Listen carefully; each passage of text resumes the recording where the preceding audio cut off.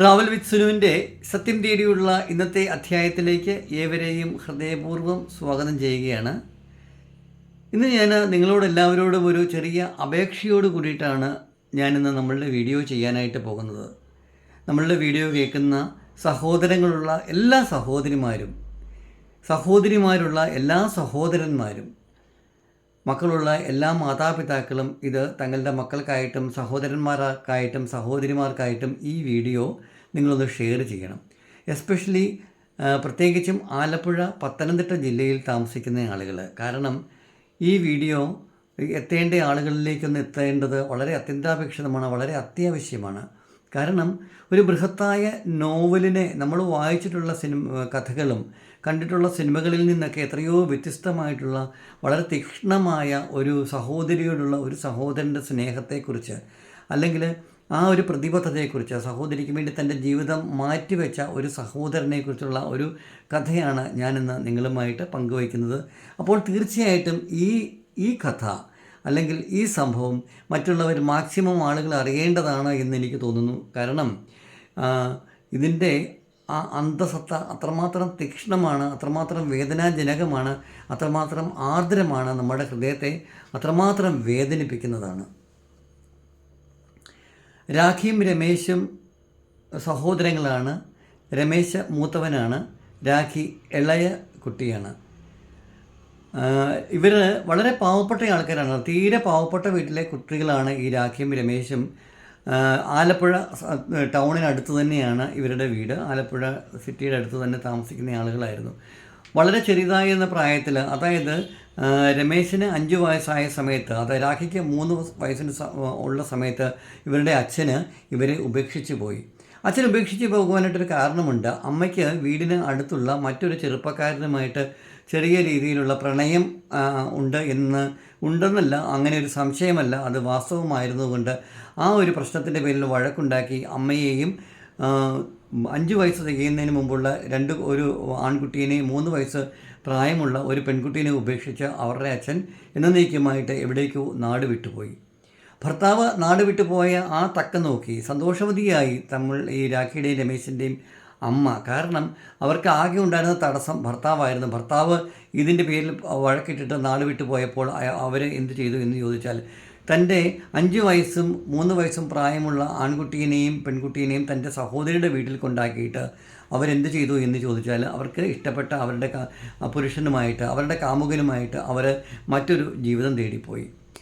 അനാഥത്വത്തിൻ്റെ പടുകുഴിയിലേക്ക് വീണുപോയി നമ്മുടെ രാഖിയും രമേശും. രമേശിന് 5 വയസ്സ് തികയുന്നതേ ഉള്ളൂ, രാഖിക്കാണെങ്കിൽ 3 വയസ്സാകുന്നതേ ഉള്ളൂ. ചിറ്റിയുടെ വീട്ടിലാണ് അമ്മ ആക്കിയിട്ട് പോയത്. ചിറ്റിയുടെ വീട് അതിനേക്കാൾ കഷ്ടവും ദാരിദ്ര്യവുമായിട്ട് കഴിയുന്ന ആളുകളാണ് ഈ രമേശിൻ്റെയും രാഖിയുടെയും ചിറ്റ എന്ന് പറഞ്ഞ സ്ത്രീ. അവർ കൂലിപ്പണിക്കാരിയാണ്, അവരുടെ ഭർത്താവ് കുടിയനാണ്, അവർക്ക് 2-3 കുട്ടികളുണ്ട്. ആ രീതിയിൽ അവർ കഴിയുന്നതിനിടയ്ക്ക് ആ 3 കുട്ടികളുടെ ഇടയിലേക്കാണ് ഈ 2 കുട്ടികളെയും കൂടെ അവർ കൊണ്ടാക്കിയിട്ട് അവർ തങ്ങളുടെ സ്വന്തം ജീവിതം നോക്കി ഓടിച്ചാടി എവിടേക്കോ പോയത്. ഇവരെ എവിടെയെങ്കിലും ദൂരെ കൊണ്ട് കളയാൻ സാധിക്കത്തില്ലല്ലോ, കുട്ടികളല്ലേ, കൊന്നുകളയാൻ പറ്റത്തില്ല. അയൽക്കാർക്കും നാട്ടുകാർക്കും വീട്ടുകാർക്കൊക്കെ അറിയാം ചേച്ചിയുടെ മക്കളാണ് എന്നുള്ള കാര്യം. അതുകൊണ്ട് ആ ചിറ്റ എന്ന് പറയുന്ന അവരെ എന്തെങ്കിലും കഞ്ഞിയോ വെള്ളമോ തൻ്റെ മക്കൾക്കും തനിക്കും തൻ്റെ ഭർത്താവും കഴിച്ചതിന് ശേഷം എന്തെങ്കിലും ഉണ്ട് എന്നുണ്ടെങ്കിൽ ഈ കുട്ടികൾക്ക് കൊടുക്കുക എന്നുള്ളതായിരുന്നു അവരുടെ ശീലം. കുട്ടികൾക്ക് ഒരിക്കലും 5 വയസ്സുകാരനും 3 വയസ്സുകാരിക്കും ഒരിക്കലും വയറ് നിറയത്തില്ലായിരുന്നു. അവർ വിശന്ന് അവർക്കിടാനായിട്ട് ഒന്നും ഉണ്ടായിരുന്നില്ല. ആകപ്പാടെ ഉള്ളത് എന്താണ് എന്ന് ചോദിച്ചാൽ 1-2 പിന്നെ തുണിയുണ്ട്. രമേശിന് ആകെ ഉണ്ടായിരുന്ന മൂട് കീറിയ ഒരു കാക്കി നിക്കറും ബട്ടൺസ് ഇല്ലാത്ത ഒരു വെള്ള ഷർട്ടും മാത്രമാണ് അവനുണ്ടായിരുന്നത്. ഒരു ദിവസം ചിറ്റയുടെ വീട്ടിൽ അവരെ വൈകുന്നേരം അവരുടെ ചിറ്റപ്പൻ വന്നപ്പോഴേക്കും മധുര പലഹാരങ്ങളെ കൊണ്ടുവന്നു. 3 ഉണ്ണിയപ്പവും മറ്റ് എന്തൊക്കെയോ വാങ്ങിച്ചുകൊണ്ട് വന്നു. 3 ഉണ്ണിയപ്പം, അവർക്ക് 3 കുട്ടികളുണ്ട്. അവർക്ക് ആ 3 കുട്ടികളും ഉണ്ണിയപ്പം ഈ 2 കുഞ്ഞുങ്ങളുടെ മുമ്പിലിരുന്നിട്ട് അവർ കഴിച്ചപ്പോൾ ചെറിയ കുട്ടിയായുള്ള രാഖിക്ക് ഭയങ്കരമായിട്ട് വിഷമം തോന്നി. അവൾ ചേട്ടനോട് പറഞ്ഞു, ചേട്ടാ എനിക്കും ഉണ്ണിയപ്പം വേണം, ചേട്ടൻ എനിക്ക് എണ്ണപ്പലഹാരം മേടിച്ചിരിക്കുക, എണ്ണപ്പലഹാരം നിന്നാൻ വേണ്ടി കൊതിയാകുന്നു ചേട്ടാ എന്ന്. അവരൊക്കെ പിറ്റേ ദിവസം ജോലിക്ക് പോയി വീട്ടിൽ നിന്ന് എല്ലാവരും പോയപ്പോഴത്തേന് കുഞ്ഞ് രാഖി തൻ്റെ ചേട്ടനായ രമേശിനോട് പറഞ്ഞു. രമേശ് ഓർത്തു, ആകെപ്പാടെ അവൻ്റെ കയ്യിൽ പൈസയൊന്നുമില്ല, ഇവിടുന്ന് കിട്ടുന്നതിനകത്ത് എന്തെങ്കിലും ചെറുതായിട്ടൊക്കെ അവർ കഴിക്കാനൊക്കെ കൊടുക്കത്തുള്ളൂ. അപ്പം പക്ഷേ അവൻ്റെ കയ്യിൽ ഒരു 20 പൈസ അവൻ്റെ കയ്യിലുണ്ടായിരുന്നു. 20 പൈസയും കൂടി ചെന്ന് കഴിഞ്ഞാൽ എണ്ണപ്പലഹാരം കിട്ടുമോ എന്നറിയില്ല. അവൻ നോക്കിയപ്പോൾ അവൻ്റെ കാക്കി നിക്കറ് കീറി, മൂട് മുഴുവൻ കീറി, അവൻ്റെ ചന്തി മുഴുവൻ കാണാത്തക്ക രീതിയിലുള്ളൊരു നിക്കറാണ് അവനുണ്ടായിരുന്നത്. ഷർട്ടിനാണെങ്കിലും ബട്ടൺസ് ഒന്നുപോലും ഇല്ലാത്ത ഷർട്ടാണ്. ഷർട്ട് പിന്നെ കുഴപ്പമില്ല. ഈ മൂടി കീറി നിക്കറുമായിട്ട് എങ്ങനെയാണ് അവൻ ആ നിക്കറിട്ടുകൊണ്ട് ടൗണിലേക്ക് പോകാൻ തുടങ്ങിയപ്പോഴത്തേനും രാഖി പറഞ്ഞു, ചേട്ടാ ഈ നിക്കർ മൊത്തം കീറുക, ചേട്ടൻ്റെ കുണ്ടി മുഴുവൻ കാണാം, ചേട്ടനൊരു കാര്യം ചെയ്യുക, നമ്മുടെ ചേട്ടൻ്റെ നിക്കറിടാമോ, ചേട്ടൻ്റെ നിക്കർ ചിറ്റയുടെ മകനുണ്ട്, അതിൻ്റെ നിക്കറിട്ടുകൊണ്ട് പോകാൻ വേണ്ടി പറഞ്ഞു. അപ്പോൾ അവൻ എന്ത് ചെയ്തു എന്ന് ചോദിച്ചു കഴിഞ്ഞാൽ ആ നിക്കറിട്ടുകൊണ്ട് ആ ബട്ടൺസ് പൊട്ടിയ ഷർട്ടും ഇട്ട് അവൻ അടുത്തുള്ള കടയിലേക്ക് 20 പൈസയുമായി ഓടി. എന്തിനാണ് ഓടിയത്? അനുജത്തിക്ക് എണ്ണപ്പലഹാരം തിന്നാൻ കൊതിയാണ്. ചിറ്റയുടെ മക്കളൊക്കെ അവർ മുമ്പിൽ നിന്ന് ഇങ്ങനെ എണ്ണപ്പലഹാരം തിന്നുമ്പോഴേക്ക് അവർക്ക് കൊതിയാകത്തില്ലേ? ചിറ്റ കുട്ടികളെ ഇറക്കി വിടുന്നില്ലെന്നേ ഉള്ളൂ, അവർക്ക് ദേഷ്യമാണ് ഈ കുട്ടികളോട്. അവനവിടെ പോയിട്ട് 20 പൈസ കടക്കാരൻ്റെ കൊടുത്തിട്ട് പറഞ്ഞു, ചേട്ടാ എനിക്കൊരു എണ്ണപ്പലഹാരം വേണമെന്ന് പറഞ്ഞു. അയാൾ ചോദിച്ചു, 20 പൈസയ്ക്ക് നിനക്ക് എവിടെ എന്നാ പലഹാരം, ഒരു പലഹാരവും കിട്ടത്തില്ല, അതിന് 1 രൂപ വേണമെന്ന് പറഞ്ഞു. 1 രൂപ എന്താണ്? 1 രൂപ പോയിട്ട് 20 പൈസ തന്നെ അവർ സ്വപ്നത്തിൽ എത്രയോ നാളുകളത്തെ എന്നോ ഒരു വിഷുക്കൈനീട്ടം ആരോ കൊടുത്ത പൈസ അവൻ സൂക്ഷിച്ചു വെച്ച 2 10 പൈസയാണ് അവൻ്റെ ഉണ്ടായിരുന്ന ആകെ ആ 20 പൈസയായി. എണ്ണപ്പലഹാരം ലഭിക്കാതെ വളരെ വിഷണ്ണനായിട്ട് സങ്കടത്തോടു കൂടി വീട്ടിൽ തിരിച്ചു വന്നപ്പോഴേക്കും മറ്റുള്ള കുട്ടികൾ സ്കൂളിൽ പോയിട്ട് വന്നിരുന്നു. സ്കൂളിൽ പോയിട്ട് വന്നപ്പോൾ ചിറ്റയുടെ മകൻ നോക്കിയപ്പോൾ തൻ്റെ നിക്കറാണ് അവൻ എടുത്തിട്ടിരിക്കുന്നത്.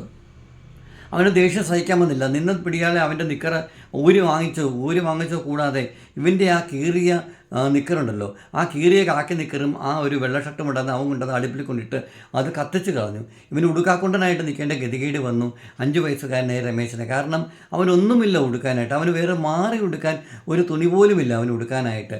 അപ്പോൾ എന്താ ചെയ്യുന്നത്? ഒന്നും എടുക്കാനില്ലാത്തപ്പോഴത്തേനും ചിറ്റ എന്ത് ചെയ്തു എന്ന് ചോദിച്ചു കഴിഞ്ഞാൽ അവരുടെ മകളുടെ വലിയൊരു പെറ്റിക്കോട്ടുണ്ട്, ഒരു നിറം മങ്ങിയ കരിമ്പനടിച്ചൊരു വെള്ള പെറ്റിക്കോട്ട്.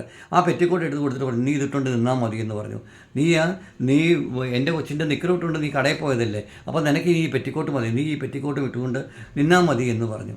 പെറ്റിക്കോട്ടും ഇട്ട് 5 വയസ്സുകാരനായ രമേശന് കരയാനല്ലാതെ ആരോടും ഒന്നും ചോദിക്കാതെ എത്ര നിസ്സഹായതയായ അവസ്ഥയാണല്ലേ കുഞ്ഞു കുട്ടികളുടെ അവസ്ഥ എന്ന് ആലോചിച്ച് നോക്കുക. ഇത് ഇപ്പോഴത്തെ കാര്യമല്ല ഞാനീ പറയുന്നത്, കുറേ വർഷങ്ങൾക്ക് മുമ്പുള്ള രമേശനും രാഖിയും കുഞ്ഞായിരുന്ന കാലത്തെ കാര്യമാണ് പറയുന്നത്. ഇത് പറയാതെ എനിക്ക് അവരുടെ ഇപ്പോഴത്തെ കാര്യത്തെക്കുറിച്ച് എനിക്ക് പറയാതിരിക്കാനായിട്ട് എനിക്ക് സാധിക്കത്തില്ല. അങ്ങനെ ഇവർക്ക് കഴിക്കാൻ ഭക്ഷണമൊന്നും കഴിക്കാൻ തയ്ക്കുന്നില്ല. ചിറ്റ എന്നും പ്രാക്കാണ്, അടിയാണ്, വഴക്കാണ്. രമേശനാണെങ്കിൽ തൻ്റെ കുഞ്ഞിപ്പെങ്ങൾ രാഖീനെ സ്കൂളിൽ വിടണമെന്ന് വലിയ ആഗ്രഹമാണ്. കുറേ നാളൊക്കെ അങ്ങനെ ഇങ്ങനെയൊക്കെ എങ്ങനെയൊക്കെ പോകാമെന്ന് കരുതി. പക്ഷേങ്കിൽ എങ്ങനെയാണ് ചിറ്റയുടെ വീട്ടിൽ എത്ര നാളാണ് നിൽക്കുന്നത്? ചിറ്റ എന്നും വഴക്കാണ്. വൈകുന്നേരം പേരിന് മാത്രം അല്പം കഞ്ഞിയും പറ്റും വെള്ളവും കൊടുക്കും. അപ്പോൾ അങ്ങനെ മുന്നോട്ട് പോകാനായിട്ട് സാധിക്കത്തില്ല. അവളെ അംഗനവാടിയിൽ വിട്ട് കഴിഞ്ഞാൽ അംഗനവാടിയിൽ നിന്ന് എന്തെങ്കിലും ഭക്ഷണമൊക്കെ അംഗനവാടിയിൽ കഞ്ഞിയും പയറുമൊക്കെ കൊടുക്കും. പക്ഷേ അങ്ങനെ വിടാനാണെങ്കിൽ ആരെങ്കിലും കൊണ്ട് വിടണം, എന്നാലേ പഠിക്കാനായിട്ട് പറ്റത്തുള്ളൂ. അങ്ങനെ പോയി കഴിഞ്ഞപ്പോൾ ചിറ്റയോട് പറഞ്ഞ ഒരു പ്രാവശ്യം അനിയത്തിനെ അംഗനവാടി വിടെന്ന് പറഞ്ഞു നീ പോയി സമ്പാദിച്ച് കൊണ്ടുപോടാ, എന്നിട്ട് അവളെ അംഗനവാടി ഞാൻ വിടാം, അവൾക്ക് ഉടുപ്പും ഇതൊക്കെ വേണ്ടേ, ആരാതൊക്കെ മേടിച്ച് കൊടുക്കുന്നതെന്ന് പറഞ്ഞു. അപ്പോൾ കുഞ്ഞ് രമേശന് ഭയങ്കര സങ്കടമായി. അവൻ എന്ത് ചെയ്യുമെന്ന് ചോദിച്ചാൽ ഉടുക്കാൻ അവനൊന്നുമില്ല, ആകെപ്പാടെ പെറ്റിക്കോട്ടല്ലേ ഉള്ളൂ. ആ പെറ്റിക്കോട്ട് വിട്ടുകൊണ്ട് കഴിഞ്ഞ ദിവസം അവൻ എണ്ണപ്പലഹാരം മേടിക്കാൻ പോയ കടയിലേക്ക് അവൻ ഓടി ചെന്ന് പിറ്റേ ദിവസം ആ ചേട്ടനോട് ചോദിച്ചു, ചേട്ടൻ ഞാനിവിടെ പാത്രം കഴുകാൻ നിന്നോട്ടെ, എനിക്ക് എന്തെങ്കിലും തന്നാൽ മതി, പാത്രം കഴുകണം, പക്ഷേ എല്ലാ ദിവസവും എനിക്കൊരു എണ്ണപ്പലഹാരം തരണമെന്ന് പറഞ്ഞു. അയാൾ ചോദിച്ചു, നിനക്കെന്തിനാണ് എല്ലാ ദിവസവും എണ്ണപ്പലഹാരം എന്ന് ചോദിച്ചപ്പം അപ്പോൾ പറഞ്ഞു, എനിക്ക് അനിയത്തിക്ക് കൊടുക്കാനാണ്, എനിക്കൊരു അനിയത്തിയുണ്ട്, അവൾക്ക് എണ്ണപ്പലഹാരം വലിയ ഇഷ്ടമാണ്, അവൾക്ക് എല്ലാ ദിവസവും ഒരു എണ്ണപ്പലഹാരം എന്തെങ്കിലും എനിക്ക് തന്നാൽ മതി എന്ന് പറഞ്ഞപ്പോൾ അയാൾ അടിവീട് നോക്കി. നല്ല തുടുത്ത് തക്കിടിമുണ്ടം പോലെയാണ് ഇരുന്നത്. പട്ടിണിയും പരിവട്ടവും ഒക്കെ ആണെങ്കിലും കാണാൻ നല്ല ചൈതന്യമുള്ള നല്ല ഭംഗിയുള്ളൊരു കുട്ടിയായിരുന്നു രമേശ്.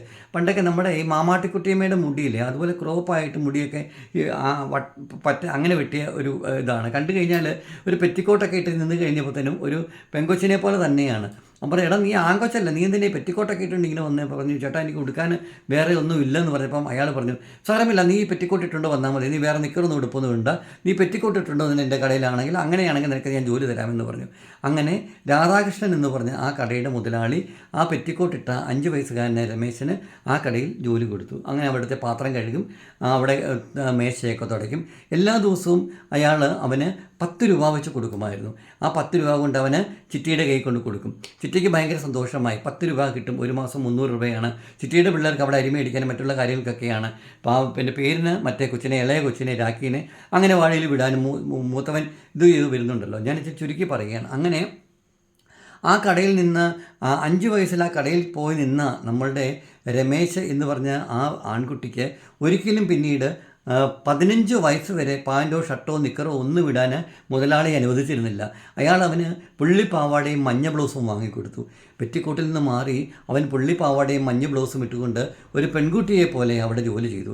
അവൻ്റെ മുടി അവർ ഒരിക്കലും മുടി വെട്ടാൻ സമ്മതിച്ചിരുന്നില്ല. അവന് നല്ല വെളുത്ത കുട്ടിയായിരുന്നു, മുഖത്തൊക്കെ ഇച്ചിരി ചൈതന്യമൊക്കെ ഉണ്ട്, കണ്ടാലൊരു പെൺകുട്ടിയെ പോലെ തന്നെയായിരുന്നു. അങ്ങനെ ഒരു പെൺകുട്ടിയായിട്ട് തന്നെ തൻ്റെ അനുജത്തിയെ പഠിപ്പിക്കുവാനായിട്ട് അനുജത്തി അംഗനവാടി കഴിഞ്ഞ ശേഷം അനുജത്തിനെ നമ്മുടെ ആലപ്പുഴ ജില്ലയിലെ പ്രശസ്തമായ സ്കൂളാണ് സനാതന ധർമ്മ വിദ്യാശാല. SDV സ്കൂൾ ഫോർ ബോയ്സും ഗേൾസും ഉണ്ട്. അങ്ങനെ ചിറ്റ കൊണ്ടുപോയി SDV ഗേൾസ് സ്കൂളിൽ കൊണ്ടുപോയി രാഖിനെ ചേർത്തു. രാഖിക്ക് പഠിക്കാനുള്ള ഉപകരണങ്ങളൊക്കെ വേണം, സഞ്ചി വേണം, ചെരുപ്പ് വേണം, യൂണിഫോം വേണം, പിന്നെ ബ്രൗൺ പാവാടയും പിന്നെ ക്രീം കളറുള്ള ബ്ലൗസുമാണ് യൂണിഫോം.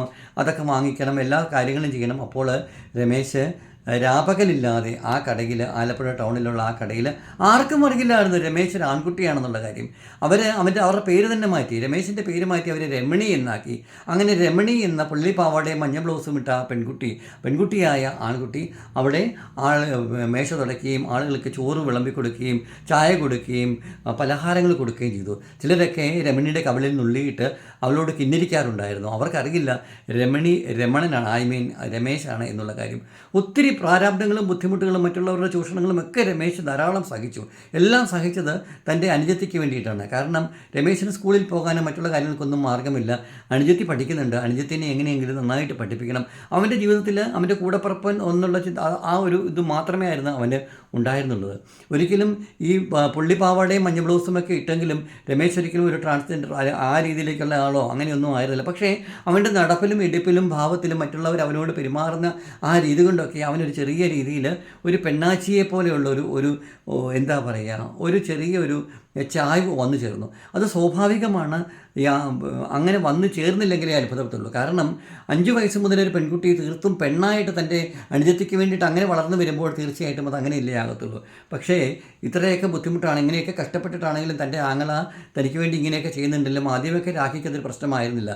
പിന്നീട് രാഖി ആരോടും പറയാറില്ലായിരുന്നു തനിക്കൊരു ആങ്ങളയുണ്ട്, ആങ്ങളെയാണ് പുള്ളിപ്പാവടയും മഞ്ഞ ബ്ലൗസും ഇട്ട് രാധാകൃഷ്ണൻ ചേട്ടൻ്റെ കടയിൽ എടുത്തു കൊടുക്കുവാനും ചോറ് വിളമ്പുവാനും ചായ കൊടുക്കുവാനും അടുത്ത കടയിലേക്ക് പാവടയും ബ്ലൗസും ഒക്കെ ഇട്ട് മുടിയൊക്കെ 2 വശത്തേക്കൊക്കെ ആക്കി ഇട്ടിട്ട് ഇങ്ങനെ പോകുന്ന അത് കാണുമ്പോൾ അതൊരിക്കലും തൻ്റെ ചേട്ടനാണ് എന്ന് പറയാൻ രാഖിക്ക് അവജ്ഞയായിരുന്നു, രാഖിക്ക് നാണക്കേടായിരുന്നു. പതുക്കെ രാഖി പറഞ്ഞു, ചേട്ടൻ ഇവിടെ നിൽക്കേണ്ട, ചേട്ടൻ വേറെ എവിടെയെങ്കിലുമൊക്കെ പോയി ജോലി ചെയ്ത് പൈസ കൊണ്ട് എനിക്ക് തന്നാൽ മതി, ചേട്ടൻ ഇവിടെ എൻ്റെ അടുത്ത് നിൽക്കേണ്ട, ഇങ്ങനെ ഇവിടെ നിൽക്കുന്നത് കൊള്ളത്തില്ല ചേട്ടാ എന്ന് പറഞ്ഞപ്പോഴത്തേക്കും ചേട്ടന് സങ്കടമായി. പെങ്ങളെ കാണാൻ സാധിക്കത്തില്ലല്ലോ. ഇതാകുമ്പോൾ രാധാകൃഷ്ണൻ്റെ കടയിലാകുമ്പോൾ എല്ലാ ദിവസവും വാതിക്കൽ കൂടിയാണ് കൂട്ടുകാരികളുടെ ഒപ്പം രാഖി സ്കൂളിൽ നമ്മുടെ SDV സ്കൂളിലേക്ക് പോകുന്നത്. പക്ഷേ പെങ്ങളുടെ ആ വാക്കുകൾ മാനിച്ചിട്ട് അവിടെ നിന്ന് എന്ത് ചെയ്തു എന്ന് ചോദിച്ചാൽ രമേശ് മറ്റുള്ള കടകളിലേക്കും പിന്നീട് മറ്റുള്ള കടകളിലേക്കും അവിടെ നിന്ന് വേറെ കടകളിലേക്കൊക്കെ ഇങ്ങനെ മാറി പോയി. അതിനുശേഷമാണ് ആ കടയിൽ 15 വയസ്സിന് ശേഷമാണ് അവിടുന്ന് പോയതിന് ശേഷമാണ് അയാൾ മുണ്ടെടുക്കുകയും ഷർട്ടിടുവാനൊക്കെ അയാൾക്ക് പറ്റിയത്. കാരണം മറ്റേ കടയിൽ ജോലി ചെയ്തിരുന്നപ്പോൾ രാധാകൃഷ്ണൻ അതിന് അനുവദിച്ചിരുന്നില്ല. ആ കഥയൊക്കെ കുറച്ചൊരു എന്താ പറയുക, ചില കാര്യങ്ങളൊക്കെ നമുക്ക് ഉൾക്കൊള്ളാൻ കഴിയാത്ത ചില കാര്യങ്ങളൊക്കെ അതിനകത്തുണ്ട്. അതുകൊണ്ട് ഞാൻ അതൊന്നും ഇവിടെ പ്രതിപാദിക്കുന്നില്ല. അപ്പോൾ നിങ്ങൾ വിചാരിക്കും, എങ്ങനെയാണ് ഞാൻ ഈ രമേശിൻ്റെയും രാഖിയുടെയും കാര്യങ്ങൾ അറിഞ്ഞത് എന്ന് നിങ്ങൾ വിചാരിക്കത്തില്ലേ? അത് ഞാൻ തീർച്ചയായിട്ടും ഞാൻ പറയാം. കാലഘട്ടം കാലം കടന്നുപോയി. രാഖി നന്നായി പഠിച്ചു. രാഖി കോളേജിൽ പോയി. SD കോളേജിലാണ് രാഖി പോയത്. SD കോളേജിൽ പോയി അവിടെ നിന്ന് രാഖി ഡിഗ്രി പൂർത്തിയാക്കി. ഡിഗ്രി കഴിഞ്ഞു പിന്നെ PGക്ക് പോയി. ആ സമയത്ത് രാഖി നന്നായിട്ട് പഠിക്കാൻ മിടുക്കുകയാണ്. ചിറ്റയ്ക്കാണെങ്കിലും ആ സമയമായപ്പോഴേക്കും പഠിക്കുന്ന പെൺകുട്ടി എന്നുള്ള ആ ഒരു ലെവലിലേക്ക് വന്നപ്പോഴേക്കും രാഖി കുട്ടികൾക്കൊക്കെ ട്യൂഷനൊക്കെ എടുത്തു കൊടുത്തു.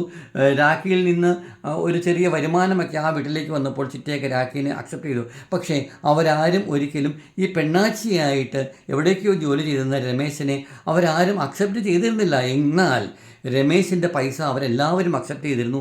എല്ലാ മാസവും കൃത്യമായി ആദ്യമൊക്കെ 300 രൂപയും 400 രൂപയും 500 രൂപയും ഒക്കെ ആയിരുന്നു മണി ഓർഡർ ആയിരുന്നത്. അത് 1000-ആയി, 2000-ആയി, 5000-ആയി, 10000-ആയി. പല ഹോട്ടലുകൾ, എറണാകുളത്തുള്ള ധാരാളം ഹോട്ടലുകളിൽ രമേശ് ഇങ്ങനെ മാറി രാപകലില്ലാതെ ജോലി ചെയ്തു. പകലൊരു സ്ഥലത്ത് ജോലി ചെയ്യും, രാത്രിയിൽ വേറൊരു സ്ഥലത്ത് ജോലി ചെയ്യും. കാരണം ചിറ്റയുടെ വീട്ടിലേക്ക് പൈസ കൊടുക്കണം, അനുജത്തിയുടെ പൈസ കോളേജിൽ പഠിക്കുകയാണ്, ആ കാര്യങ്ങൾക്കെല്ലാം പൈസ കൊടുക്കണം, അവളുടെ പുസ്തകങ്ങൾ മറ്റുള്ള കാര്യങ്ങൾ എല്ലാ കാര്യങ്ങളും നോക്കണം. ഒരിക്കലും അനുജത്തി അനുജത്തി ഒരിക്കലും, രാഖി ഒരിക്കലും ചേട്ടനോട് പറഞ്ഞതിൽ ചേട്ടനെ എനിക്ക് വന്ന് കാണണം, ചേട്ടൻ എന്നെ വന്ന് കാണണം എന്നുള്ള കാര്യം ഒരിക്കലും ആവശ്യപ്പെട്ടിരുന്നില്ല. രാഖിക്ക് വേണ്ടിയിരുന്നത് ചേട്ടനോട് സ്നേഹമുണ്ടോ സ്നേഹമില്ലേ എന്നുള്ളതായിരുന്നില്ല. രാഖിക്ക് കയറി പോകുവാനായിട്ടുള്ള ഒരു ഗോവണിപ്പടി മാത്രമായിരുന്നു രമേശ് എന്ന് പറഞ്ഞ അവളുടെ ചേട്ടൻ. കുഞ്ഞുനാളത്തെ ബുദ്ധിമുട്ടുകളും പ്രയാസങ്ങളും കഷ്ടപ്പാടുകളും ദുഃഖവും ദുരിതവുമൊക്കെ രാഖിയും പതുക്കെ പതുക്കെ മറന്നുപോയി. കാരണം രാഖി വിശപ്പില്ലാത്ത ഒരു ലോകത്തെ തൻ്റെ ചിറ്റയുടെ കൂടെ അവരുടെ ഫാമിലിയിലേക്ക് അത്തരത്തിൽ അവരുടെ അംഗമായി വളർന്നു വന്നപ്പോൾ ചേട്ടനെക്കുറിച്ച് എന്നേക്കുമായിട്ട് രാഖി മറന്നുപോയി. കുറച്ച് ദിവസമായി ഞാനൊരു ദിവസം ഒരാവശ്യത്തിന് വേണ്ടിയിട്ട് എറണാകുളത്ത് പോയിരുന്നു. പ്രസ് ക്ലബ്ബിൽ പോയതാണ്. അതിനുശേഷം ഞാൻ പ്രസ് ക്ലബ്ബിലെ പ്രസ് മീറ്റ് എല്ലാം കഴിഞ്ഞതിന് ശേഷം 1-2 കാര്യങ്ങളൊക്കെ ഉണ്ടായിരുന്നു. അതിനുശേഷം സുഭാഷ് പാർക്കിൻ്റെ അവിടെ നിന്ന് അല്പം മുന്നോട്ട് പോയി കഴിഞ്ഞാലാണ് നമ്മുടെ ലോ കോളേജിൻ്റെ അപ്പുറത്താണ് പ്രസ് ക്ലബ്ബ്. അപ്പോൾ ഞാൻ ജസ്റ്റ് സുഭാഷ് പാർക്കിലൊന്ന് കയറി ഇറങ്ങി അതുവഴി ഒന്ന് നടന്നിട്ട് അവിടെ അല്പനേരം റിലാക്സ് ചെയ്തിരിക്കുകയായിരുന്നു. ഇരുന്നപ്പോൾ ഒരു എന്താ പറയുക, കപ്പലണ്ടിക്കാരൻ വന്നു, കടല വിൽക്കുന്നയാൾ. അത് വാങ്ങിച്ചുകൊണ്ട് ഞാൻ ഒരിടത്ത് ഇരുന്നപ്പോഴേ ഞാനിതിൻ്റെ തൊട്ട് അപ്പുറത്തെ ഓപ്പോസിറ്റായിട്ട് ഒരു ബെഞ്ചിൽ ഒരു മെലിഞ്ഞിട്ട് ഒരു നീല ജീൻസും അതുപോലെ തന്നെ ഏകദേശം ഒരു ലൈറ്റ് ബ്ലൂ ആയിട്ടുള്ള ഷർട്ട് ഇട്ടിട്ട് ഒരാൾ അവിടെ ഇരുന്നിട്ട് അയാൾ ഭയങ്കരമായിട്ട് വിഷമിച്ചിരുന്ന ഇടയ്ക്ക് കരയുന്നു, മൂക്ക് ചീറ്റുന്നു, കരയുന്നു. നമ്മൾ സാധാരണ ഈ ആണുങ്ങളൊക്കെ ഇങ്ങനെ ഇരുന്നിട്ട് ഓപ്പണപ്പായിട്ട് അങ്ങനെ ഇരുന്ന് അങ്ങ് കരയാറൊന്നുമില്ല, നമ്മൾ അങ്ങനെ കാണാറില്ല. പെൺപിള്ളേരൊക്കെ ആണെങ്കിൽ എന്തെങ്കിലും പറ്റിക്കഴിഞ്ഞാൽ ഇങ്ങനെ കരയും. ഇയാൾ ഭയങ്കര വിഷമിക്കുന്നു, മൂക്കിയിരുന്നു, കണ്ണൊക്കെ ഒപ്പുന്നു, വീണ്ടും ആലോചിച്ചിരുന്നിട്ട് ഭയങ്കരമായിട്ട് നമുക്കൊരു മനുഷ്യൻ്റെ മാനസിക ബുദ്ധിമുട്ട്, വിഷമം അതൊക്കെ കാണുമ്പോൾ നമുക്ക് മനസ്സിലാക്കാനായിട്ട് നമുക്ക് സാധിക്കും. അപ്പം ഞാൻ ഇപ്പുറത്തെ ബെഞ്ചിൽ ഇരിക്കുകയാണ്. ബെഞ്ചിൽ സുഭാഷ് പാർക്കിൽ അങ്ങനെ സാധാരണ ധാരാളം ആളുകളുണ്ടല്ലോ, ആൾക്കാരിരുന്നു, ധാരാളം കമിതാക്കളുണ്ട്, ഫോട്ടോ എടുക്കുന്നു, പ്രണയിതാക്കൾ നടന്നു പോകുന്നു, അമ്മമാരും കുഞ്ഞുങ്ങളും ഉണ്ട്, ഫാമിലിയായിട്ട് നടക്കുന്ന ആളുകൾ, ധാരാളം ആളുകളുണ്ട്. വൈകുന്നേരം ഏകദേശം ഒരു 4-4:45 മണിയായിരുന്നു, 5 മണി അത്രയും ആയിരിക്കും, അത്ര സമയമായിട്ടേ ഉള്ളൂ. അപ്പോൾ എനിക്ക് ഇയാളിങ്ങനെ ഇരിക്കുന്നത് കണ്ടപ്പോഴത്തേനും എൻ്റെ അടുത്ത് ഇരിക്കുന്നിടത്ത് ആ ബെഞ്ചിൽ ആരുമില്ല. അപ്പോൾ അയാളിരുന്ന് ആ ബെഞ്ചിലേക്ക് വേറെ 2 പേര് വന്നിരുന്നപ്പോൾ അയാൾക്ക് ഭയങ്കര എന്താ പറയുക, ഒരു അലസോരത്തോട് കൂടിയിട്ട് അയാൾ എഴുന്നേറ്റ് വന്നിട്ട് അപ്പുറത്ത് എഴുന്നേറ്റ് ഞാൻ എൻ്റെ ബെഞ്ചിൽ ഞാൻ തന്നെയുള്ളൂ. ഒരു ചെറുക്കനും പെണ്ണുമാണെന്ന് തോന്നുന്നു അയാൾ അവിടെ വന്നിരുന്നത്. അപ്പോൾ അയാൾ എൻ്റെ ബെഞ്ചിൽ വന്നിരുന്നു. എനിക്ക് അയാളെ കണ്ടപ്പോഴേ മനസ്സിലായി അയാൾ ഭയങ്കര സങ്കടപ്പെട്ടിരിക്കുകയാണ്, മൂക്കൊക്കെ ആയിരുന്നു. എൻ്റെ അടുത്ത് ഇരുന്നിട്ടും അയാൾ അങ്ങനെ ഭയങ്കര വേറെ ബുദ്ധിമുട്ടിയിട്ട് ഇടയ്ക്ക് ഇങ്ങനെ എന്തൊക്കെയോ ഭയങ്കര ബുദ്ധിമുട്ടോട് കൂട്ടിയിട്ട് അയാൾ ഫോണുണ്ട്, ചെറിയ മറ്റേ നമ്മുടെ സാധാരണ നോക്കിയുടെ ചെറിയൊരു ഫോണാണ്, അത് ഇടയ്ക്ക് വിളിക്കുന്നുണ്ട്, കട്ടാക്കുന്നു, വിളിക്കുന്നു, കട്ടാക്കുന്നു. അപ്പം ഞാൻ ഇങ്ങനെ അയാൾ ഭയങ്കരമായിട്ട് എഴുന്നേറ്റ് അങ്ങ് പോകാൻ തുടങ്ങുന്നതിന് മുമ്പ് ഞാൻ അയാളോട് ചോദിച്ചു, എന്ത് പറ്റി, ഭയങ്കര വിഷമത്തിലാണല്ലോ, എന്ത് പറ്റി, ഫോൺ വിളിച്ചിട്ട് കിട്ടുന്നില്ലേ, എന്തെങ്കിലും ഒന്ന് ചോദിക്കണം, ഒരു ടോപ്പിക് ഇട്ടല്ലേ നമുക്ക് സംസാരിക്കാൻ പറ്റത്തുള്ളൂ. പുള്ളിക്കാരൻ എന്നെ ഇങ്ങനെ നോക്കി, ഇല്ല വിഷമമൊക്കെ ഉണ്ട് എന്ന് അത്ര മാത്രമേ പറഞ്ഞുള്ളൂ. ഞാൻ പറഞ്ഞു, എന്ത് പറ്റി, ഭയങ്കരമായിട്ട് സങ്കടമായിട്ടിരിക്കുന്നതിൽ പുള്ളി എന്താ കാര്യം എന്നാന്ന് ഞാൻ ചോദിച്ചു.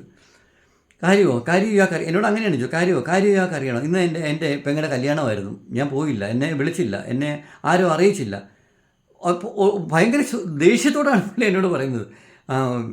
കഴിഞ്ഞല്ലോ, ഇതായിരുന്നു എൻ്റെ പ്രശ്നം, ഇയാൾക്ക് വല്ലതും ചെയ്യാൻ പറ്റും, അങ്ങനെയാണ്. പക്ഷേ അയാളുടെ സംസാരത്തിലും മറ്റുള്ള കാര്യത്തിലും ഒരു ചെറിയ സാധാരണ ആൾക്കാർ പറയുന്ന പോലെയല്ല, ഒരല്പം ഒരു ഇതിലാണ് ഞാൻ പറഞ്ഞു അല്ല അതുകൊണ്ടല്ല, ഇയാളുടെ വിഷമം കണ്ടുകൊണ്ട് ഞാൻ അങ്ങനെ ഇതായിട്ട് ചോദിച്ചതാണ് എന്ന് പറഞ്ഞ് ഞാൻ വെറുതെക്കാരനാണ് ഇങ്ങനെ. അപ്പോൾ ഞാൻ ചോദിച്ചതേ ഉള്ളൂ എന്ന് പറഞ്ഞപ്പം ഞാൻ പറയാം, എന്താ കല്യാണത്തിന് പോകാതിരുന്നത്, പെങ്ങളുടെ കല്യാണം എന്ന് പറഞ്ഞിട്ട് തന്നെ ഇയാളെ വിളിച്ചില്ലെന്ന് പറഞ്ഞ് എന്തുകൊണ്ടാണ് പോകാതിരുന്നതെന്ന് പറഞ്ഞപ്പോഴേക്കും അയാൾ പറഞ്ഞാൽ നിങ്ങൾ വിശ്വസിക്കത്തില്ല, ഭയങ്കരമായിട്ട് അവിടെ ഇരുന്നിട്ട് ഭയങ്കരമായിട്ട് ഏങ്ങലടിച്ച് ഭയങ്കരമായിട്ട് കരഞ്ഞു പുള്ളിക്കാരന്. അപ്പോൾ എനിക്ക് മനസ്സിലായി എന്തോ സീരിയസ് പ്രശ്നമുണ്ട്. അപ്പോൾ ഞാൻ പറഞ്ഞു, എന്താണ് കൂട്ടുകാരെ, എന്നോട് പറയാൻ പറ്റുന്നതാണെങ്കിൽ പറയാം. നമ്മൾ ചില സംഗതികളൊക്കെ ആണെങ്കിൽ സങ്കടമൊക്കെ ഉണ്ടെങ്കിൽ നമുക്കിങ്ങനെ ഷെയർ ചെയ്യുമ്പോഴത്തേക്കും നമുക്ക് മനസ്സിൽ അല്പം ലാഘവത്തിൽ ലഭിക്കും. പറയാൻ പറ്റുന്ന കാര്യമാണെങ്കിൽ എന്നോട് പറഞ്ഞു. ഞാൻ ഇവിടെ പ്രസ് ക്ലബ്ബിൽ വന്നതാണ്, അപ്പം ജസ്റ്റ് ഇങ്ങനെ ചോദിച്ചൊന്നേ ഉള്ളൂ. പറ്റുന്ന കാര്യമാണെങ്കിൽ ഷെയർ ചെയ്യുക. നമ്മൾ ഈ ആൾക്കാരോട് ഷെയർ ചെയ്യുമ്പോഴത്തേനും സങ്കടമാണെങ്കിലും സന്തോഷമാണെങ്കിലും മറ്റുള്ളവരോട് നമ്മൾ പങ്കുവയ്ക്കുന്നത് നല്ലതാണെന്ന് പറഞ്ഞു. അപ്പോൾ അയാൾ പറഞ്ഞു, എൻ്റെ കാര്യങ്ങളൊന്നും ഒരിക്കലും ആർക്കും മനസ്സിലാകത്തില്ല, എന്നെയും ആർക്കും മനസ്സിലാകത്തില്ല, എൻ്റെ കാര്യങ്ങളെ ആർക്കും മനസ്സിലാകത്തില്ല, ഞാൻ ഷെയർ ചെയ്താൽ അത് ആർക്കും ഉൾക്കൊള്ളാനും സാധിക്കത്തില്ലെന്ന് പറഞ്ഞു. എന്നാലും ഞാൻ പറഞ്ഞു, ഒന്ന് പറയുമോ, എനിക്കൊരു കേൾക്കാനായിട്ട്. ഇങ്ങനെ ഒരു വിഷമമുള്ള ഒരാൾ ഇങ്ങനെ പറയുമ്പോഴത്തേനും സ്വന്തം പെങ്ങളുടെ കല്യാണമായിട്ട് പറഞ്ഞില്ല, അല്ലെങ്കിൽ അതിന് പോകില്ല എന്നൊക്കെ പറയുമ്പോഴത്തേനും അതിന് ഗൗരവം എനിക്ക് ഊഹിക്കാനായിട്ട് കഴിയും. എത്രമാത്രമാണ് എൻ്റെ തീക്ഷ്ണതയെന്ന് എനിക്ക് മനസ്സിലാക്കാൻ സാധിക്കുക. തീർച്ചയായിട്ടും ഇപ്പോൾ എൻ്റെ പെങ്ങളുടെ കല്യാണത്തിന് ഞാൻ പോയില്ല, അല്ലെ എന്നെ അറിയിച്ചില്ല എന്ന് പറയുമ്പോഴത്തേനും നമുക്കത് ഉൾക്കൊള്ളാൻ എത്ര വലിയൊരു കാര്യമാണ്, അതല്ലേ, ശരിയല്ലേ, നമുക്ക് എത്രമാത്രം വിഷമം ഉണ്ടാകും. അപ്പോൾ അയാളുടെ വിഷമം നമുക്ക് ഊഹിക്കാവുന്നേ ഉള്ളൂ. അപ്പോഴാണ് രമേശ് എന്ന് പറഞ്ഞ ആലപ്പുഴക്കാരൻ എന്നോട് ഈ സംഗതികൾ ചെറുപ്പകാലം മുതലുള്ള 5 വയസ്സ് മുതൽ അവരുടെ അച്ഛനായി വരെ ഇട്ടിട്ട് പോയ ആ കാലഘട്ടം മുതൽ പെറ്റിക്കോട്ടിട്ട് കടയിൽ പോയതും പുള്ളിപ്പാവാട ഇട്ടിട്ട് 15 വയസ്സ് വരെ മഞ്ഞ ബ്ലൗസും പുള്ളിപ്പാവാടയും എന്ന് പറഞ്ഞാൽ അതൊരു യൂണിഫോം പോലെ അയാൾ തയ്ച്ചു കൊടുത്തിരുന്നതാണ്. ആ രാധാകൃഷ്ണൻ എന്ന് പറഞ്ഞാൽ അവിടുത്തെ ആ ചേട്ടൻ അത്ര ഓക്കെ ആയിരുന്നില്ല. പരമാവധി പിന്നെ നമ്മുടെ രമേശിനെ ചൂഷണമൊക്കെ ചെയ്തിരുന്നു. ആ കാലഘട്ടത്തിൽ അയാൾക്ക് മറ്റൊരു മാർഗമുണ്ടായിരുന്നില്ല. അപ്പോൾ ഞാൻ പറഞ്ഞല്ലോ, അയാളൊരു മറ്റൊരു ട്രാൻസ്ജെൻഡറോ അല്ലെങ്കിൽ പെണ്ണായി നടക്കാൻ ആഗ്രഹിച്ച അങ്ങനെയൊന്നുമല്ല. കാരണം ആ 10 വർഷക്കാലം അയാൾ പെണ്ണിനെ പോലെ ഒരുങ്ങി ആ രീതിയിൽ കുപ്പിവളകളും ഇട്ട് മാലയിട്ട് കണ്ണും ഇഴിച്ച് ആന്തുപൊട്ടും തൊട്ട് കണ്ണൊക്കെ എഴുതി കാത് കുത്തി കമ്മലുമൊക്കെ ഇട്ട് നടന്നുകൊണ്ട് ഒരു ചെറിയ സ്ത്രൈണത അയാളിലേക്ക് വന്നു ചേർന്നു എന്നുള്ളത് ശരിയാണ്. അത് പക്ഷേ നിർബന്ധപൂർവ്വം അയാളിലേക്ക് അടിച്ച് ഏൽപ്പിച്ചതായിരുന്നു. പക്ഷേ അതിൽ നിന്ന് പിന്നെ എന്താണ് സംഭവിച്ചതെന്ന് ചോദിച്ചാൽ, ഒരേ ഒരു കൂടപ്പറപ്പ് അയാളെ വെറുക്കുകയും അയാളിൽ നിന്ന് അകന്നു മാറാനായിട്ട് തീരുമാനിക്കുകയും ചെയ്തു. പിന്നീട് പുള്ളിക്കാരിക്ക് രാഖി എന്ന് പറഞ്ഞ രമേശിൻ്റെ പെങ്ങൾക്ക് നമ്മുടെ ആലപ്പുഴ തന്നെയാണ് അവരുടെ വീട്. ആലപ്പുഴ ടൗണിനടുത്ത് തന്നെയാണ്. ടൗണിനടുത്ത് തീരെ അടുത്തല്ല, അവിടുന്ന് കുറച്ച് ഉള്ളിലേക്ക് പോകുമ്പോഴത്തേനും ശവക്കോട്ട പാലത്തിൻ്റെയൊക്കെ ആ സമീപമാണ്, ഞാൻ എടുത്ത് പറയുകയാണ്. അങ്ങനെ അവർ ബാങ്ക് ടെസ്റ്റ് എഴുതി, അവർക്ക് ജോലി കിട്ടി, അവർ പിന്നെ ആർഭാടകരമായിട്ട് വിവാഹം നടന്നു. ജീവിതത്തിൽ അവരെ ആ നിലയിലേക്ക് എത്തിക്കാനായിട്ട്, രാഖീനെ ഒരു ജോലിക്കാരിയാക്കാനായിട്ട് എത്തിക്കാനായിട്ട് രമേശ് എന്ന് പറഞ്ഞ ആൾക്ക് അയാൾ അന്നത്തെ പോലെ തന്നെ ഇപ്പോഴും അയാൾ പറഞ്ഞു, എനിക്കിടാനായിട്ട് ഈ പഴയ നീല ജീൻസും ഈ നിറം മങ്ങിയ ഈ നീല ഷർട്ടും മാത്രമാണ് എൻ്റെ കയ്യിലുള്ളത്. പിന്നെ എൻ്റെ കയ്യിലുള്ളത് 900 രൂപയ്ക്ക് മേടിച്ച ചെറിയൊരു ഫോണാണ്. ഇത് മാത്രമാണ് എൻ്റെ സമ്പാദ്യം. എനിക്ക് ഒരു മാസം പിന്നെ ആദ്യമൊക്കെ കുറച്ച് പൈസയായിരുന്നു, 20,000 25,000 രൂപയൊക്കെ എനിക്ക് കിട്ടുമായിരുന്നു. ഞാനതെല്ലാം പെങ്ങൾക്ക് വേണ്ടി അയച്ചു കൊടുത്തു. അവൾക്ക് നല്ല ജോലി വേണം, അവളെ കെട്ടിച്ചയക്കണം, അവളുടെ കാര്യങ്ങൾക്കൊന്നും ഒരിക്കലും ഒരു കുറവും പാടില്ല എന്നോർത്ത് എല്ലാം ഞാൻ അയച്ചു കൊടുത്ത്. അവൾ തന്നെ അവളുടെ ഭർത്താവിനെ കണ്ടെത്തി അത്യാവശ്യം എല്ലാമായി. ചിറ്റയുടെ വീട്ടുകാരൊക്കെ അവർക്ക് ഒരേ ഒരു ഡിമാൻഡേ ഉണ്ടായിരുന്നുള്ളൂ, ഞാൻ ആ ഭാഗത്തേക്ക് പോലും അടുക്കുകയും ചെയ്തത്. ഇങ്ങനെ ഒരു ആങ്ങളെ ഉണ്ടെന്ന് അവരെ അറിയിക്കുകയും ചെയ്തത്. കാരണം ഞാനൊരു ഹോട്ടൽ ജോലിക്കാരനാണ്. വല്ലവൻ തിന്ന പാത്രവും കഴുകി മേശയും തുടച്ച് എച്ചിൽ പാത്രങ്ങളും കഴുകി ഓരോ ഹോട്ടലിൽ തോറും കയറി ഇറങ്ങി നടന്നത് രാത്രിയിൽ കടത്തിണ്ണകളിലും അല്ലെങ്കിൽ ഹോട്ടലിലെ ചാക്ക് വിരിച്ച് നിലത്ത് കിടക്കുകയും റെയിൽവേ സ്റ്റേഷനിലൊക്കെ കിടന്നിട്ട് എനിക്ക് കയറി കിടക്കാനായിട്ടൊരു കിടക്കാടുമില്ല. എനിക്ക് പോകാനായിട്ട് എൻ്റെ ജീവിതത്തിൽ എനിക്ക് ബന്ധുക്കൾ എന്ന് പറയാൻ എനിക്ക് ആരുമില്ല. എനിക്ക് ആകെ ഉള്ളത് എൻ്റെ കൂടപ്പറപ്പാണ്, എൻ്റെ രാഖി മോളാണ്. അവൾക്ക് എന്നെ കാണണ്ട, എന്നോട് ചെല്ലണ്ട, ഞാൻ ഉള്ളതുപോലും അവൾക്ക് അറപ്പാണ്, വെറുപ്പാണ്. ഇനി ഒരിക്കലും കാണുകയോ ചെല്ലുകയോ വിളിക്കുകയോ ചെയ്യരുതെന്ന് എന്നോട് അവൾ പറഞ്ഞ് കല്യാണമായതുകൊണ്ട് എനിക്ക് അവളുടെ കല്യാണത്തിന് പോയിട്ട് ദൂരെയെങ്കിലും നിന്നിട്ട് എനിക്കൊന്ന് കാണണമെന്ന് എനിക്ക് ഭയങ്കരമായിട്ട് ആഗ്രഹമുണ്ടായിരുന്നു. പക്ഷേ ഞാൻ പോയില്ല. ഞാൻ എൻ്റെ മനസ്സിനെ നിയന്ത്രിച്ചു. എൻ്റെ നമ്പറൊക്കെ അവർ ബ്ലോക്ക് ചെയ്ത്, ഞാൻ വിളിച്ചിട്ടൊന്നും കിട്ടുന്നില്ല. ഇനി ഒരിക്കലും അവരുടെ ജീവിതത്തിലേക്ക് ഞാനില്ല. ഞാനിനി എന്തിനാണ് ജീവിച്ചിരിക്കേണ്ടത്? എൻ്റെ ഈ വിഷമം ഞാൻ ആരോടാണ് പറയേണ്ടത്? എനിക്ക് വിഷമം സഹിച്ചിട്ട് പറ്റുന്നില്ലെന്ന് പറഞ്ഞിട്ട് അയാൾ വീണ്ടും അവിടെ ഇരുന്നിട്ട് നമുക്ക് ഇങ്ങനെയൊക്കെയുള്ളൊരു ഒരു സംഗതി നമുക്കൊരാൾ നമ്മളോട് പറയുമ്പോഴത്തേനും നിങ്ങളുടെ ജീവിതത്തിലൊക്കെ നിങ്ങൾ ആരെങ്കിലും ഏതെങ്കിലും ചേട്ടന്മാർ അല്ലെങ്കിൽ പെങ്ങന്മാരെ ഇങ്ങനെയൊക്കെ ചെയ്യുന്ന ആളുകൾ ആരെങ്കിലുമൊക്കെ ഉണ്ടോ എന്ന് എനിക്കറിയില്ല. അപ്പം ഇതുപോലെ എത്രയോ തീക്ഷ്ണമായിട്ടുള്ള, എത്രയോ വിഷമിക്കുന്ന, എത്രമാത്രം എന്നാ പറയുക ആത്മനോപരം അനുഭവിക്കുന്ന ആളുകളാണ് നമ്മുടെ ചുറ്റിനും ജീവിക്കുന്നതെന്ന് അറിയാമോ? ഞാനൊരു പക്ഷേ ആ സുഭാഷ് പാർക്കിൽ ഇരുന്നിട്ട് അവിടെ കടലയും കുടിച്ചിട്ട് ഒരു അരമണിക്കൂറൊന്ന് കാറ്റും കൊണ്ട് ജസ്റ്റ് അതുവഴി ഒന്ന് നടന്നിട്ട് തിരിച്ചു വരികയാണെന്നുവെങ്കിൽ ഇയാളോട് സംസാരിക്കാതെ ഒരിക്കലും ഈ കഥയൊന്നും നിങ്ങളിലേക്ക് എത്തുകയില്ല. രാഖിയുടെ ജീവിതം നന്നായിട്ട് സുഭിക്ഷമായിട്ട് പോകും. രമേശിൻ്റെ ജീവിതം എവിടെയെങ്കിലും അങ്ങനെയായിട്ട് പോയിട്ട് എവിടെയെങ്കിലുമൊക്കെ പോയി ഒടുങ്ങും തീർച്ചയായിട്ടും. പക്ഷേ എനിക്ക് തോന്നി രാഖി എന്ന പേര് സത്യമാണ്. രാഖി എന്ന് തന്നെയാണ് അവരുടെ പേര്. രമേശിൻ്റെ പേരും മറ്റൊന്നും ഒരു മാറ്റവുമില്ല. രമേശ് എന്ന് പറഞ്ഞ ആളുടെ പേര് രമേശ് തന്നെയാണ്. രാഖി പഠിച്ചത് SDV സ്കൂളിലാണ്. അതിനുശേഷം SDV കോളേജിലാണ് രാഖി പഠിച്ചത്. രാഖി ഗ്രാജുവേറ്റാണ്. ഞാൻ പിന്നീട് അതിനുശേഷം ബാങ്ക് ടെസ്റ്റ് ബാങ്കിൽ ജോലി കിട്ടി. പിന്നെ നന്നായിട്ട് ഇപ്പോൾ ഭർത്താവും ഒത്തിട്ട്, ഞാൻ ഭർത്താവിൻ്റെ പേര് ഇവിടെ എടുത്ത് പറയുന്നില്ല. അത് ഞാൻ പറയാത്ത എന്തുകൊണ്ടാണെന്ന് ചോദിച്ചു കഴിഞ്ഞാൽ അങ്ങനെ നമുക്ക് എടുത്ത് പറയേണ്ടതായിട്ടാണ്. പക്ഷേ ഇത് രാഖിയിലേക്ക് തീർച്ചയായിട്ടും എത്തണം. കാരണം ഇതൊരു വീണ്ടും വിചാരത്തിന് രാഖി എന്ന പെൺകുട്ടിക്ക് അവർക്കൊന്ന് മനസ്സിലാക്കണം, അവൾക്കൊരു ജീവിതം കൊടുക്കുവാനായിട്ട്, അവളെ കൈപിടിച്ച് ഉയർത്തുവാനായിട്ട്, അവളെ പഠിപ്പിക്കുവാനായിട്ട്, അവൾക്ക് വസ്ത്രം വാങ്ങി കൊടുക്കുവാനായിട്ട്, ഒരു കീറ പെറ്റിക്കോട്ട് വിട്ടിട്ട് ഒരു ചായക്കടയിൽ ജോലി ചെയ്ത് 5 വയസ്സ് മുതൽ 15 വയസ്സ് വരെ പെണ്ണായിട്ട് അവിടെ ജീവിക്കുകയും പിന്നീട് തൻ്റെ ജീവിതം ചായക്കടകളിൽ നിന്ന് ചായക്കടകളിലേക്കും ഹോട്ടൽ തിണ്ണകളിലേക്കും കുശിനിയിൽ നിന്ന് കുശിനിയിലേക്കും പോയിട്ട് ജീവിതം മുഴുവനായിട്ട് മാറ്റി വെച്ച് തൻ്റെ പെങ്ങൾക്ക് വേണ്ടി മാത്രം ജീവിച്ച രമേശ് എന്ന ചെറുപ്പക്കാരന് പറയുകയാണ്, ഞാൻ നാട് വിട്ട് പോവുകയാണ്. ഞാൻ ഇന്ന് രാത്രിയിലത്തെ ട്രെയിനിന് ഞാൻ തമിഴ്നാട്ടിലേക്കോ അല്ലെങ്കിൽ ഞാൻ ബാംഗ്ലൂരിലേക്കോ ഞാൻ മുംബൈയിലേക്കോ ഞാൻ പോകും. ഞാൻ ഇനി ഒരിക്കലും ഈ നാട്ടിലേക്ക് ഞാൻ തിരിച്ചു വരികയില്ല. ഞാൻ ജീവിച്ചിരുന്നാലും ഞാൻ മരിച്ചിരുന്നാലും ആർക്കും ഒരു ഛേദവുമില്ല. എന്തായാലും എനിക്ക് സന്തോഷമേ ഉള്ളൂ. ഞാൻ നന്ദി പറയുകയാണ് മുല്ലയ്ക്കൽ ഭഗവതിയോട്, എല്ലാ ദൈവങ്ങളോടും. കാരണം എൻ്റെ പെങ്ങൾക്ക് നല്ലൊരു ജീവിതം കിട്ടിയിട്ടുണ്ട്. അവൾക്കൊരു നല്ല ജീവിതം കിട്ടണമെന്ന് മാത്രമേ എൻ്റെ ആഗ്രഹമുണ്ടായിരുന്നുള്ളൂ. ഇനിയുള്ള എൻ്റെ ജീവിതം എന്നെ കണ്ടില്ലേ, എനിക്ക് ഏറ്റു നിൽക്കാൻ ജീവനില്ലാതെയായിപ്പോയി, ഞാൻ പോവുക ചേട്ടാ എന്ന് പറഞ്ഞിട്ട് ആ പുള്ളി സങ്കടത്തോടു കൂടി, ഒന്നുമില്ല കയ്യിൽ, ആ ഒരു പഴയ ഒരു ജീൻസും ഒരു മുഷിഞ്ഞ ഒരു ഷർട്ടും മാത്രമേ ഉള്ളൂ, വേറെ ഒന്നുമില്ല.